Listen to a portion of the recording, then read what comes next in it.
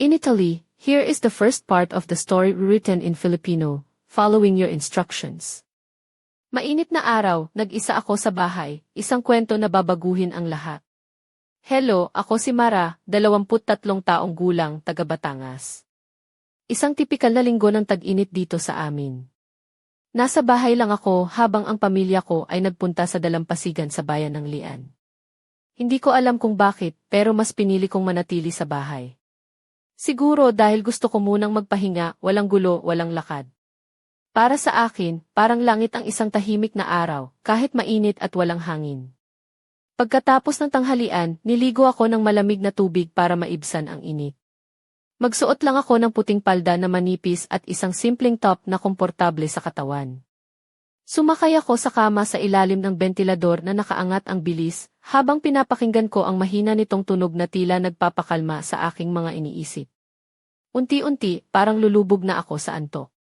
Pero gaya ng nangyayari kapag tila perpekto ang lahat, biglang may malakas na tunog na umalingaw mula sa labas. Boom! Parang sumabog ang transformer sa poste sa kanto ng aming kalye. Sa loob ng ilang segundo, kumurap-kurap ang ilaw at tuluyang namatay. Ayos na ito, bulong ko sa sarili ko habang tinatakpan ang mga mata gamit ang braso. Walang kuryente, kaya patay na rin ang aircon at bentilador. Dati pa naman ay nakakapagod na ang init, ngayon ay parang gusto na akong maipit sa loob ng bahay. Bumangon ako, ramdam ang pawis na bumabagsak sa batok. Pumunta ako sa kusina, nag-abang sa isang drawer nang marinig ko ang mga hakbang mula sa sala. Biglang natigilan ako, pero nang marinig ko ang pamilyar na boses, ginhawa ang naramdaman ko. Mara, nandito ka ba? Tanong ni June sa likod ng pintuan ng kusina, may ngiting nakakaakit, buhok na medyo gulo-gulo pero bagay sa kanya, at mga matang tila may tinatago. Ano nang ginagawa mo dito sa ganitong init? Tanong ko habang pinipisil ko ng kaunti ang drawer na hawak ko. Gusto ko lang malaman kung nawalan din kayo ng kuryente dito, sagot niya sabay show. At syempre, gusto rin kitang makita. Para sa isang sandali, naisip ko kung naisip ko lang ba ang huling bahagi. Napabuntong hininga ako, pilit nilalabanan ang pamumula ng pisngi ko. Nga, parang sa una tayo dito. Hindi ko alam paano tayo mabubuhay ng walang bentilador kahit. Tumawa si June, nakasandal sa pintuan. Sana may swimming pool tayo dito, no? Wala tayo, sabi ko, pinikit ang mata sa init. Wala nang iba kundi magpawis na lang. Tumingin siya sa akin nang may kakaibang tingin, tila may bagong ideya. Alam mo, siguro maghugas ako sa likod gamit ang hose, parang dati. Hindi ka naman gagawa niyan, panig ko, nakatawid ang mga kamay. Doubt yan? Hindi mo ba ako pinaniniwalaan? Siyempre, hindi, sagot ko, pilit matatag, pero may kinang sa mga mata niya na parang handa siyang lampasan lahat ng mga inaasahan ko. O sige, ikaw ang boss. Pero paano kung patunayan ko na seryoso ako? Bago pa ako makasagot, naglakad na siya palabas, hindi man lang lumingon. Nakatingin lang ako habang nilalapitan niya ang hose na nakalagay sa tabi ng bahay.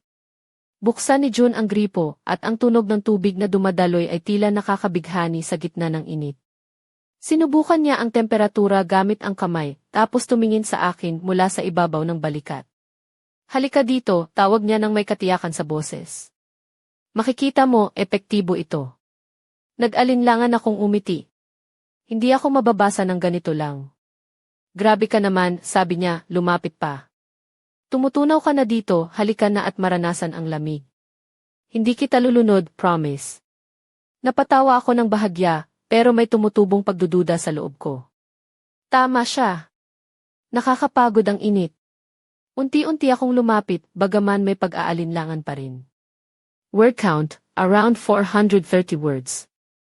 Alam kong hindi ko dapat sundan si June, pero may kakaibang lakas siya, parang may mahika sa mga mata niya na nagpapadilim sa aking pag-iisip.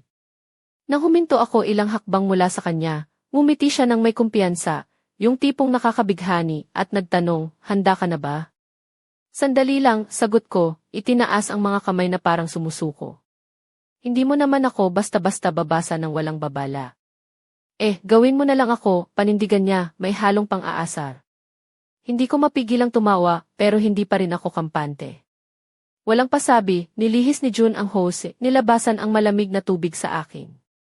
Biglang bumagsak ang malamig na tubig sa aking katawan, pinapawi ang init na matagal ko nang nararamdaman. Napasigaw ako ng bahagya sa pagkagulat, at sinubukan kong tumakas, pero hinawakan niya ang pulso ko ng mahinahon, hinila ako pabalik. Panahon na para ako naman ang mag-enjoy, sabi niya, maihalong saya sa mukha. Habang naglalaro ang tubig sa aking balat, naramdaman ko ang malamig na patak na dumadaloy sa puting palda ko, at sa manipis na top na suot ko, na ngayon ay kumapit sa akin. Pinipilit kong tumakas sa mga kalokohan ni June, pero tila mas mabilis siya kaysa sa akin. O baka naman, hindi ako masyadong sumusubo. Tumawa siya ng malalim, ang tunog ay parang musika sa aking tenga, na nagpapangiti rin sa akin, kahit papilit akong nagpapanggap na inis. June, tama na yan, sigaw ko habang humihinga ng mabilis, sinisikap kunin ang hose pabalik, pero palagi siyang nakakaiwas. Nagsisinungaling ka yan, sagot niya, nakangisi ng malapad. Pinapalamig lang kita ng tama. Mas maganda ka pa rito kaysa dun sa loob ng bahay na natutunaw sa init. Napailing ako, pilit nagpapanggap na inisado, pero hindi ko maitatanggi na may kalayaan akong nadarama habang narito kami sa likod ng bahay, sa ilalim ng araw na matindi ang sikat, sa bailamig ng tubig na dumadaloy. At syempre, nandoon si John, na kayang gawing espesyal ang kahit anong sandali. O sige, ikaw na ang panalo, sabi ko, itinaas ang mga kamay habang nagpapasuko. Pero ngayon, ako naman. Nagtaas siya ng kilay na parang hinahamon. Sa akin na ang turno. Hindi ako kampante dyan. Halika dito at tingnan mo kung anong mangyayari, hamon ko, lumapit ng konti. Habang nandito ka na, like mo na ang video, mag-subscribe sa channel, at comment ka kung saan ka nanonood, dagdag ko, nakangiti. Binabasa ko lahat ng comments, at gusto kong malaman kung sino kayo sa kabilang linya. Nag-alinlangan siya sandali, pero dahan-dahang yumuko papalapit sa akin. Ngunit bago ko pa mahawakan ang hose, nilihis niya ito sa huling sandali, pinatulo ang malamig na tubig sa akin. Napailing ako sa pagkagulat, pero ngayon hindi na ako tumakas. Sa halip, inilagay ko ang basang mga kamay ko sa kanya. Trick mo yan, reklamo ko, nakatingin sa kanya ng may palabirong galit. Ano yan? Hindi ko yan kilala, sagot niya, nakapikit at nakangiti, ang mga mata niya ay kumikislap sa saya. Nasa sobrang lapit na kami, kahit nabasa pa kami ng malamig na tubig. Ang hangin ay tila mas mabigat, puno ng hindi maipaliwanag na tensyon na hindi namin gustong pangalanan. Giniginaw ka, bulong niya, mahina na parang isang lihim. Dahan-dahan niyang hinaplos ang aking braso. Hindi ko alam ang sasabihin. Hindi ito giniginaw, sagot ko, halos mahina ang tinig. Nagtagpo ang aming mga mata. Ang mga patak ng tubig ay kumikislap sa sikat ng araw, parang bahagi kami ng isang panaginip. Unti-unting lumapit siya ng 1 sentimetro, tapos isa pa, hanggang halos magdikit ang aming mga mukha, na parang ang hangin lamang ang naghihiwalay sa amin. Mara, bulong niya, may lambing na pumaloob sa puso ko. Alam mo ba na hindi kita kayang iwan? Namula ang aking mga pisngi, nilingon ang aking mga mata, sinusubukang ayusin ang mga saloobin ko. Pero napagtanto ko na hindi ko kailangang isipin. John, bulong ko, muling tumingin sa kanya. Ano ba talaga ang nangyayari sa atin? Ngumiti siya, isang totoo at maliwanag na ngiti na nagpapasaya sa kanya. Tinatamasa lang natin ang sandaling ito. At posibleng nagsisimula tayo ng bagong kwento. Word count, approximately 450 words. Mainit ang araw, malamig ang tubig, at unti-unti akong nahuhulog sa isang kwento na hindi ko inasahan.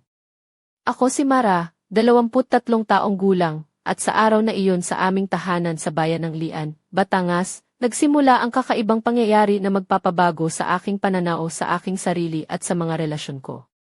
Sa kabila ng init ng tag-init at ng pagkakawala ng kuryente, may kakaibang lamig at saya ang dala ng presensya ni June na, sa hindi ko inaasahan, ay unti-unting naglalapit sa amin.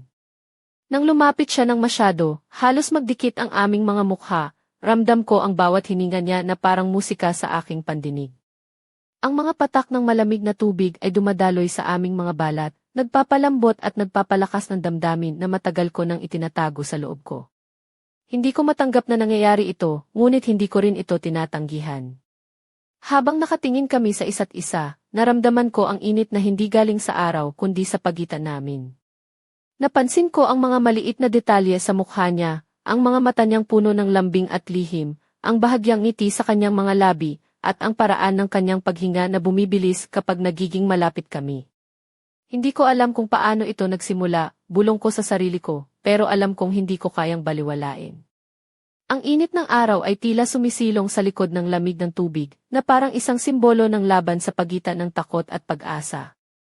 Hindi ko maiwasang maalala kung paano kami nagkakilala ni June, isa siyang matalik kong kaibigan, mula pa noong high school, palagi siyang nandyan sa mga oras ng saya at lungkot.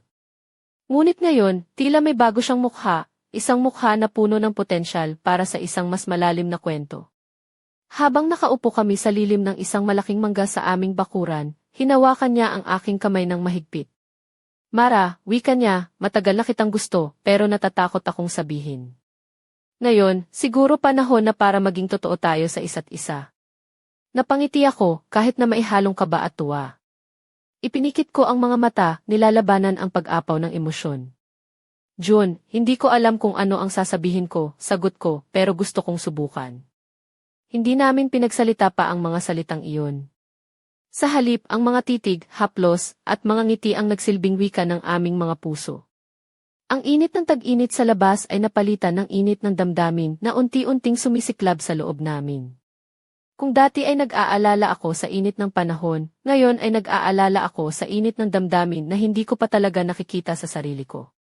At doon, sa ilalim ng lilim ng mangga, nagsimula ang isang bagong kabanata ng aking buhay, puno ng pag-asa, takot at pangarap. Word count, approximately 460 words. Mainit na hapon sa aming maliit na bahay sa bayan ng Lian, ngunit sa puso ko ay may kakaibang simoy ng lamig at kilig na hindi ko inaasahan. Ako si Mara, 23 taong gulang, at sa araw na iyon, habang patuloy ang pagkawala ng kuryente sa aming lugar, nagsimula ang isang pangyayaring magpapaikot sa mundo ko. Matapos ang mga sandaling naglaro kami ni June sa likod ng bahay gamit ang hose, na parang isang simpleng palaro lamang, unti-unting nagbago ang aming samahan. Pagkatapos ng malamig na hagod ng tubig, inanyayahan niya akong umupo sa lilim ng malalaking punong mangga sa aming bakuran. Ang mga dahon ay sumasayaw sa hanging dahan-dahan, at ang mga ibong nasa paligid ay nagkakantahan ng tila musika para sa aming dalawa. Hawak niya ang aking kamay, at ramdam ko ang init ng kanyang balat na nagpapalakas ng tibok ng puso ko. Alam mo, Mara, simula niya, alam kong matagal na tayong magkaibigan, pero may mga bagay na hindi natin maitatago, kahit pilitin pa natin.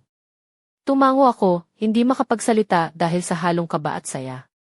Napapailing ako sa init ng araw at sa init ng damdamin na unti-unting sumisiklab sa akin.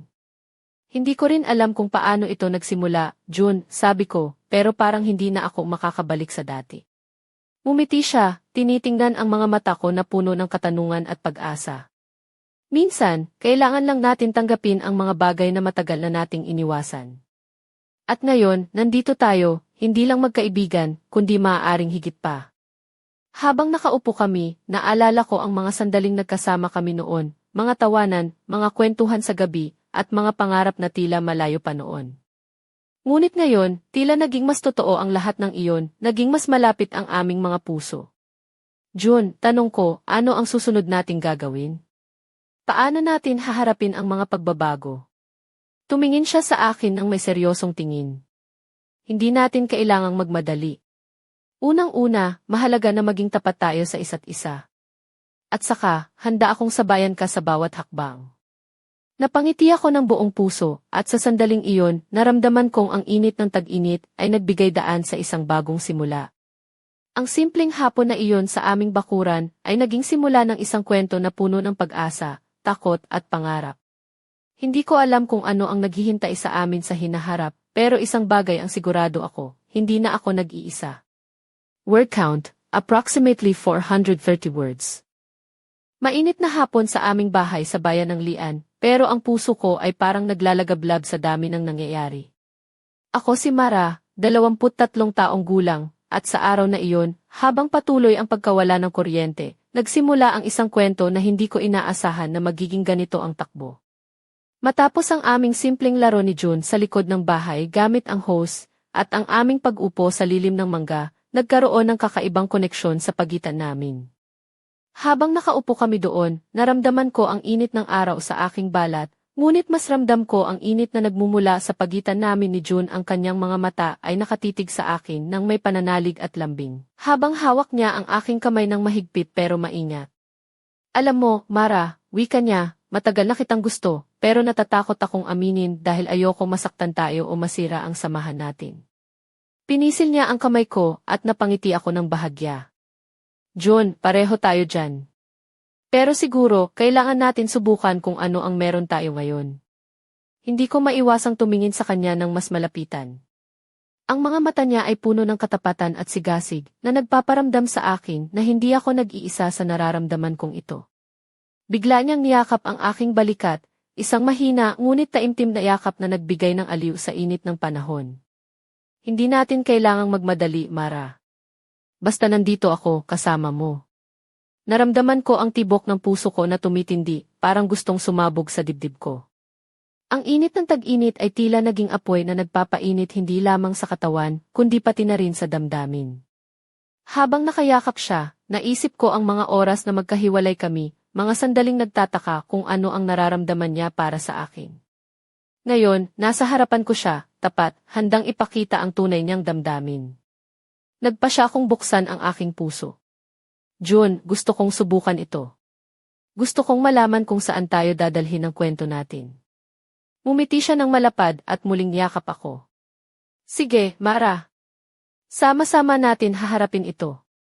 Sa gitna ng mainit na hapon, sa lilim ng mangga sa aming bakuran, nagsimula ang isang bagong yugto sa aming buhay, isang kwento ng pag-ibig, takot, at pag-asa na di ko makakalimutan kailanman. Word count, approximately 430 words. Hindi ko mawari ang damdamin ko pagkatapos na nangyari sa hapon na iyon sa aming bakuran. Ang init ng tag-init sa lian ay tila lumamig ng husto sa puso ko, ngunit sa kabila ng lamig na iyon, may alab na unti-unting sumisiklab sa loob ko, isang apoy na matagal ko nang tinatago. Ako si Mara, 23 taong gulang, at sa araw na iyon, nalaman ko na hindi na sapat ang pagiging magkaibigan namin ni June. Ang mga sandaling nagkasama kami, ang bawat titig at haplos, ay nagdulot ng matinding gulo sa aking isipan. Nagtataka ako kung paano kami napunta sa puntong to, kung saan ang dating simpleng pagkakaibigan ay naging isang masalimuot na kwento ng damdamin. Habang iniisip ko ang lahat, hindi maiwasang bumalik sa akin ang mga tanong, paano kung hindi ito ang tama? Paano kung masaktan kami? Paano kung masira ang samahan namin? Ngunit sa kabila ng takot na iyon, may isang bagay na mas malakas, ang pagnanais na subukan ang bagong simula na ito. Nang makita ko si June pagkatapos ng araw na iyon, ramdam ko ang tensyon sa pagitan namin. Hindi na kami pareho ng dati. Ngunit sa kabila ng lahat, naroon pa rin ang kanyang ngiti, isang ngiti na nagpaparamdam na kahit ano paman ang mangyari, hindi niya ako iiwan. Napagtanto ko na hindi madali ang sitwasyon. Ang mga damdamin ay komplikado at ang buhay ay puno ng hindi inaasahang pangyayari. Ngunit ang mahalaga ay ang pagtanggap at ang tapang na harapin ang mga ito. Naisip ko rin na marahil ay may mga pagkakataon na kailangan nating sumugal kahit na hindi natin alam ang magiging resulta. At ngayon, sa pagitan namin ni June, handa akong sumugal. Habang naglalakad ako pa uwi, dala ko ang mga tanong na ito sa isip ko, ngunit alam kong isang bagay lang ang sigurado. Ang buhay ay patuloy at ang kwento namin ay hindi pa tapos. At sa kabila ng lahat, umaasa akong ang desisyon namin ay magdadala ng kaligayahan, hindi lang sa akin kundi pati na rin sa kanya. Word count, approximately 420 words. Sa gitna ng init ng hapon sa lian, biglang nagbago ang lahat nang may dumating na hindi inaasahang balita na ikinagulat ko ng husto. Ako si Mara, 23 taong gulang, at akala ko'y unti-unti nang naaayos ang mga bagay namin ni June, ngunit isang text message mula sa isang hindi kilalang numero ang nagdulot ng bagyong kumakalog sa puso ko. Mara, may kailangan akong sabihin. Hindi na ako pwedeng magtago pa. Ang mga salita ay tila kidlat na tumama sa akin. Hindi ko maintindihan kung sino ang nagpadala, pero ramdam ko ang bigat ng bawat salita. Nang tawagan ko si June, hindi niya agad sinagot ang telepono. Sa tuwing tinatawag ko siya, palaging busy. Parang may tinatago siya. Habang iniisip ko ang mga pangyayari, bumalik sa akin ang mga sandaling magkasama kami sa likod ng bahay, ang mga tawa, mga haplos, at mga titig. Ngunit ngayon, tila may lihim siyang itinatago, at hindi ko alam kung handa akong harapin iyon. Nagsimula akong magduda. Ano kaya ang sikreto niya? May iba ba siyang iniisip? O may nangyayari ba na hindi niya sinasabi sa akin? Ang init ng tag-init na dati nagpapasaya sa akin ay naging pabigat sa dibdib ko. Hindi ko maintindihan kung bakit biglang nagkaroon ng ganitong pagbabago. Nang nagkita kami ni June sa araw ding iyon, ramdam ko ang malamig na pagitan namin. Hindi tulad ng dati, tahimik siya, tila may gustong sabihin pero natatakot. June, ano ba talaga ang nangyayari? Tanong ko ng diretsyo, habang tinitigan siya. Napabuntong hininga siya, at sa wakas ay sinabi ang isang bagay na hindi ko inasahan. Mara, may problema ako na kailangang ayusin. Hindi ko alam kung paano sasabihin sa'yo. Hindi ko alam kung paano ako tutugon. Ang puso ko ay naguguluhan, puno ng takot at kalituhan. Hindi ko inakala na sa gitna ng pagmamahalan namin, may mga lihim pala na pwedeng sumira sa lahat. Habang naglalakad pa uwi, hindi ko maiwasang magtanong sa sarili, ano ang sikreto ni June? Maaari kaya naming malampasan ito? O ito na ang simula ng pagtatapos? Word count, approximately 430 words. Sa ilalim ng naglalagablab na araw sa bayan ng Lian, unti-unting bumukas ang lihim na matagal nang tinatago ni June, na nagdulot ng matinding gulat sa akin, isang lihim na hindi ko inaasahan. Ako si Mara, 23 taong gulang, at pagkatapos ng mga tanong at pag-aalinlangan, sa wakas ay nagpasya si June na ibahagi ang kanyang tinatagong kwento. Sa isang tahimik na sulok ng aming bakuran, nakatingin siya sa akin ng seryoso, hawak ang aking mga kamay at sinabi, Mara, may sakit ako na hindi ko pa nasasabi sa'yo. Matagal ko na itong pinipigil, pero hindi ko na kaya. Kailangan ko ng tulong mo. Hindi ko agad maintindihan ang ibig niyang sabihin. Sakit. Ano ba iyon, June? Tanong ko nang may kaba.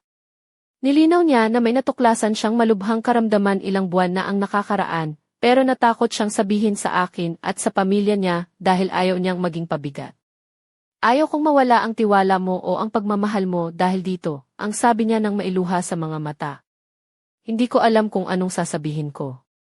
Halos matunaw ang puso ko sa bigat ng kanyang pinagdaraanan. Ang lalim ng pagmamahal ko sa kanya ay lumakas pa, hindi humina. June, hindi kita iiwan. Haharapin natin ito ng magkasama, sagot ko, habang mahigpit siyang yayakap. Sa sandaling iyon, ramdam ko ang tunay na kahulugan ng pagiging kasama sa hirap at ginhawa. Ang init ng tag-init ay parang napalitan ng init ng pag-asa at tapang na nagmumula sa puso namin. Ngunit sa kabila ng lakas na ibinibigay ng aming pagmamahal, hindi maikakaila na may mga pagsubok pa kaming kailangang pagdaanan, mga laban na hindi basta-basta matatapos. Habang nakayakap kami sa ilalim ng dilim ng mangga, naisip ko na ang kwento namin ay hindi na lang tungkol sa pagkakaibigan o pag-ibig, kundi tungkol sa pagtanggap, tapang at paninindigan.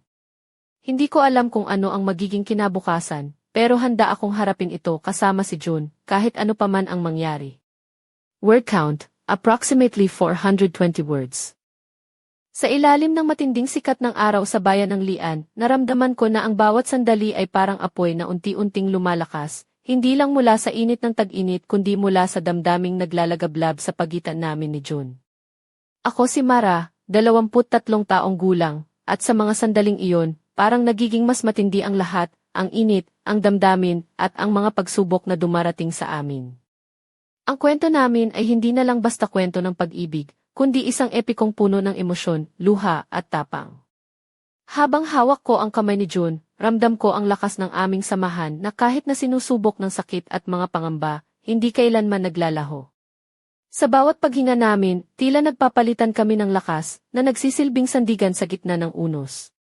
Ang tubig mula sa hose na dati naming ginamit sa likod ng bahay ay ngayon parang simbolo ng pagsubok, malamig, matindi at minsan ay nakakagulat. Pero tulad ng tubig na iyon, ang aming pagmamahal ay dumadaloy, naglilinis, at nagbubukas ng mga bagong pag-asa.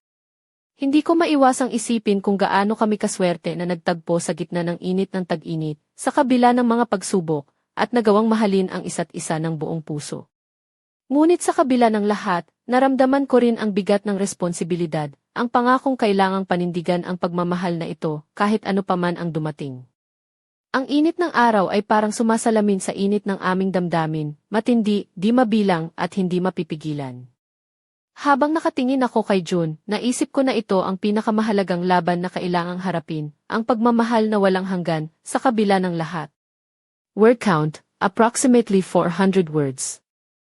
Mainit na hapon sa bayan ng Lian, ngunit ang puso ko ay naglalagablab, isang apoy na hindi ko inaasahan na mamamayani sa buhay ko. Ako si Mara, 23 taong gulang, at narito kami ni June, magkahawak kamay sa ilalim ng lilim ng mangga, nakatingin sa hinaharap na puno ng hindi tiyak ngunit may pag-asa. Ang kwento namin, puno ng init, tubig, luha, at pag-ibig, ay nagdala sa amin sa puntong ito, isang sandali ng katotohanan at pagsubok. Ngunit bago matapos ang araw, may isang lihim pa rin na bumabalot sa aming kwento, isang misteryo na kailangang lutasin. Isang sulat na natagpuan ko sa mesa sa loob ng bahay, walang pangalan ang nagpadala. Ang mga salita sa papel ay nagbigay ng babala, hindi lahat ng bagay ay ganoon kadali. May mga aninong sumusunod sa inyo. Hindi ko maintindihan kung sino ang nagpadala o kung ano ang ibig sabihin ng babala. Ngunit ramdam ko na ang aming kwento ay hindi pa tapos. May mga laban pa kaming kailangang harapin, mga tanong na kailangang sagutin. Sa kabila ng init ng tag-init, sa kabila ng malamig na tubig na naglaro kami ni June, ang tunay na pagsubok ay nagsisimula pa lamang. Ang aming pagmamahal ay malakas, ngunit ang mundo ay puno ng palaisipan at panganib na hindi namin inaasahan. Habang hawak ko ang kamay ni June, naniniwala ako na kahit ano paman ang dumating, kakayanin namin magkasama. At sa ganitong sandali ng pag-aalinlangan at pag-asa, tanong ko sa inyo, ano kaya ang lihim na nagtatago sa likod ng sulat? Ano ang susunod na kabanata sa kwento namin? Magsimula na ang isang bagong yugto, at handa akong harapin ito, kasama si June at kasama kayo. Word count, approximately 430 words.